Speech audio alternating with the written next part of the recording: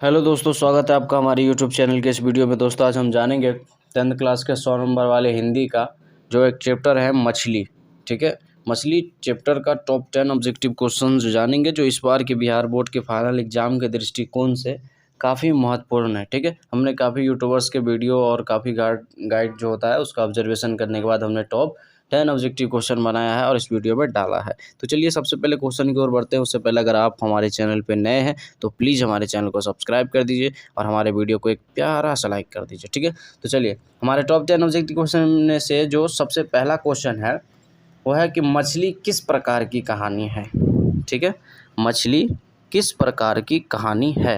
Option number ए सामाजिक, option number B मनोवैज्ञानिक, option number सी ऐतिहासिक और ऑप्शन नंबर डी में जो है वो है आपका वैज्ञानिक। ठीक है ना, तो मछली किस प्रकार की कहानी है, इस क्वेश्चन का जो आपका राइट आंसर होगा वो होगा आपका ऑप्शन नंबर ए सामाजिक। ठीक है, सामाजिक मछली जो है वो कहानी है, समाज पर निर्धारित है। तो चलिए ऑप्शन नंबर ए इस क्वेश्चन का राइट आंसर हो जाएगा। ठीक है ना, ऑप्शन नंबर ए सामाजिक सामाजिक सामाजिक एकदम याद रखिए और जाने से पहले भी एक बार देख लीजिएगा। ठीक है ना, बहुत बीबीआई है सारे टॉप 10 ऑब्जेक्टिव क्वेश्चन। ठीक है, अगला क्वेश्चन देखते हैं। अगला क्वेश्चन कहता है मछली पाठ के लेखक कौन है। मछली पाठ के लेखक कौन है, यह क्वेश्चन 18 में पूछा, 20 में भी पूछा, उसका बाद जो है यह लापता हो गया, लेकिन इस बार इसको आने की ज़्यादातर चांसेस है। ठीक है, मछली पाठ के लेखक कौन है। Option number A Yatindra Mishra, option number B Ashok Vajpeyi, option number C Gandhi ji और option number D Vinod Kumar Shukla. ठीक है, तो क्वेश्चन जो है मछली पाठ के लेखक कौन है, इस क्वेश्चन का जो आपका राइट आंसर होगा वो होगा आपका option number D Vinod Kumar Shukla. ठीक है, मछली पाठ के लेखक विनोद कुमार शुक्ल है। ठीक है ना, चलिए आगे बढ़ते हैं, अगला क्वेश्चन को देखते हैं। क्वेश्चन कहता है मछली शीर्षक पाठ साहित्य की कौन सी विधा है।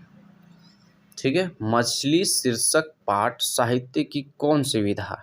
ऑप्शन नंबर ए कहानी, ऑप्शन नंबर बी संस्मरण, ऑप्शन नंबर सी उपन्यास और ऑप्शन नंबर डी इनमें से कोई नहीं।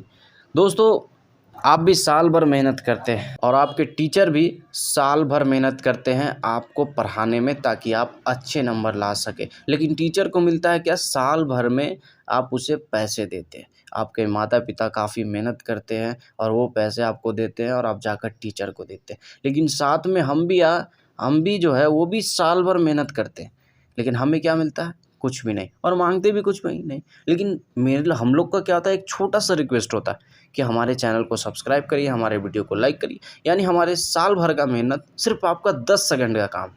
एक चैनल को सब्सक्राइब कर दीजिए, एक वीडियो को लाइक कर दीजिए, इससे ज़्यादा आपसे हमें कुछ भी नहीं चाहिए। तो ठीक है दोस्तों, तो प्लीज़ हमारे चैनल को सब्सक्राइब और हमारे वीडियो को लाइक करिए। ठीक है, चलिए क्वेश्चन को देखते हैं। तो क्वेश्चन जो है मछली शीर्षक पाठ साहित्य की कौन सी विधा है, तो इस क्वेश्चन का जो राइट आंसर होगा वो है आपका ऑप्शन नंबर ए कहानी। ठीक है, मछली शीर्षक पाठ की साहित्य की कौन सी विधा है, तो यह आप याद रखिएगा कहानी है। मछली एक कहानी है, सामाजिक कहानी है।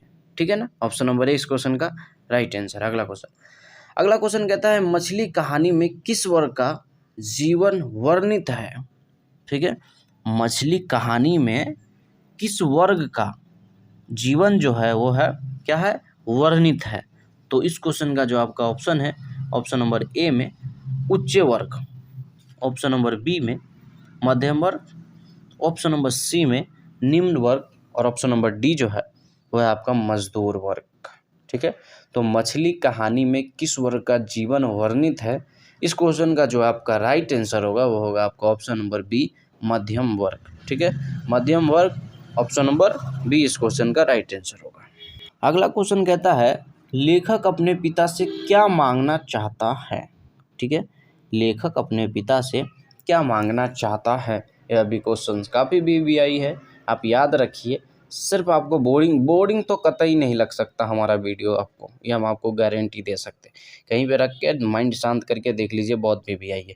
तो क्वेश्चन जो कहता है लेखक अपने पिता से क्या मांगना चाहता है, इस क्वेश्चन का जो आपका ऑप्शन नंबर ए में खिलौने, ऑप्शन नंबर बी में किताब, ऑप्शन नंबर सी में पैसे और ऑप्शन नंबर डी में मछली।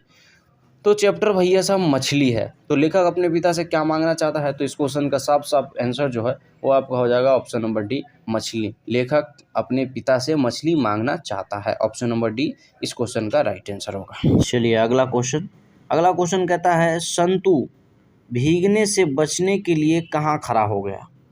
संतु भीगने से बचने के लिए कहाँ खड़ा हो गया। ऑप्शन नंबर ए झोपड़ी में, ऑप्शन नंबर बी पेड़ के नीचे, ऑप्शन नंबर सी मकान के नीचे, और ऑप्शन नंबर डी मंदिर में। ठीक है ना। तो क्वेश्चन जो है संतु भीगने से बचने के लिए कहाँ खड़ा हो गया, तो इस क्वेश्चन का जो आपका राइट आंसर होगा वो है आपका ऑप्शन नंबर सी मकान के नीचे। ठीक है, ऑप्शन नंबर सी इस क्वेश्चन का राइट आंसर हो जाएगा। अगला क्वेश्चन देखते हैं। अगला क्वेश्चन कहता है मछली शीर्षक कहानी में दीदी के प्रेमी का क्या नाम है। अरे बाबा बड़ा डिफिकल्ट क्वेश्चन है भैया जी। मछली शीर्षक कहानी में दीदी के प्रेमी का क्या नाम है। Option number A Santu, option number B Mahendra, option number C में भग्गू, और ऑप्शन नंबर डी में नारेंद्र। ठीक है, तो मछली शीर्षक कहानी में दीदी के प्रेमी का क्या नाम है, इस क्वेश्चन का जो आपका राइट आंसर होगा वो होगा आपका ऑप्शन नंबर डी नरेन। ठीक है, यहाँ नरेंद्र लिख दिया है, थोड़ा टाइपिंग करने वाला चलिए बहुत क्वेश्चन लिखता है तो थोड़ा मोड़ा मिस्टेक हो जाता है, तो वहाँ आप ध्यान दीजिएगा नरेन आएगा। ठीक है, ऑप्शन नंबर डी इस क्वेश्चन का राइट आंसर हो जाएगा। ठीक है, दीदी के प्रेमी का नाम नरेन था, ऑप्शन नंबर डी। चलिए अभी आप 10th क्लास में हैं और आपका इतना कठोर दिल हो गया, हमको पता है कि आप हमारे चैनल को सब्सक्राइब नहीं किए। चलिए अब नहीं बोलेंगे, आपका इच्छा, इतना भी हम फोर्स नहीं करते। ठीक है, हमारा मेहनत है तो हम मांगते हैं, मेहनत करते हैं तो फल मांगते हैं आपसे। लेकिन आप अगर जब नहीं करना चाहते तो फिर हमें माफ़ करिए, सॉरी हम आपको इतने बार बोला।